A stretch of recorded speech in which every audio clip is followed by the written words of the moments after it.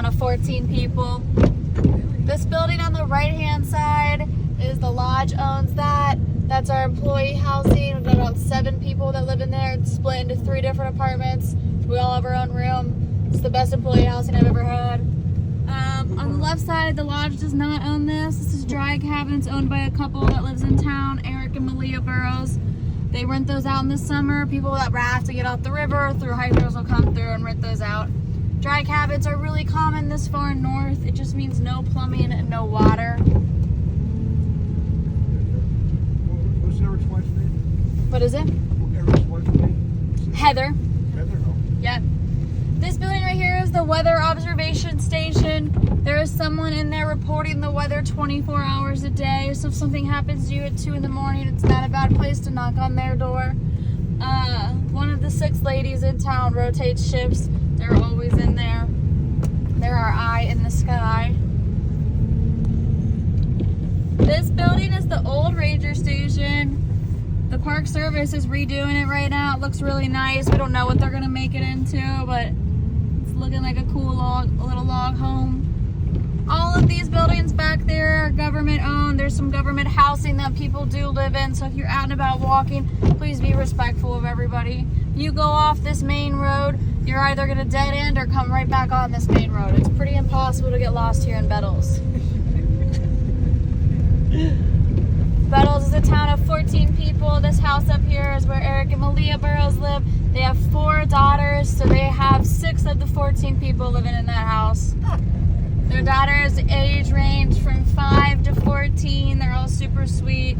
Eric works for Fish and Game, and then Makyla works for the weather observation station. Pretty much all the jobs in town, aside from Eric and Heather, who own the lodge, are government jobs, Park Service, Fish and Game, and then the weather observation station. It's incredibly expensive to live up here in Bettles. It's a fly-in only town, but then in the winter time, we build an ice road that lasts for only about 4 to 6 weeks out of the year. This year it only lasted for 3 weeks. That is when everyone in town has time to get their fuel, their propane, anything big, their cars, tractors that they want in for the entire year. Gas in town is $15 a gallon. Yikes. So that's not ideal to spend all year round. So they're constantly making trips in and out of that ice road. If you ever watched Ice Road Truckers, there's an episode where they come in on that winter trail into Bettles. Oh, wow.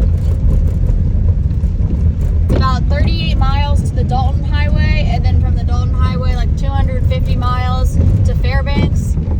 Just that 38 miles on that ice road takes a little over 2 hours because you're going like freaking 5 to 10 miles an hour, super slow. It goes over tons and tons of waterways, 3 rivers.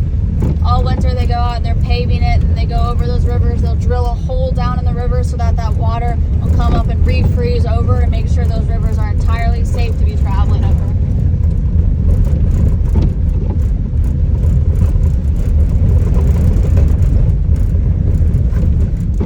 So where we're driving out to is Float Plane Lake.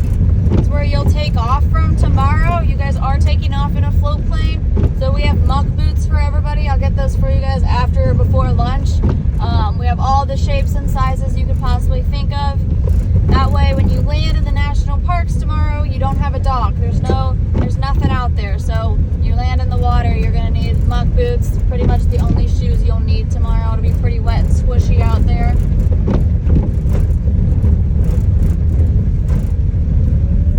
About 2.7 miles, then that's the end of town, the farthest you can get. Then we'll go back in and I'll show you all the shops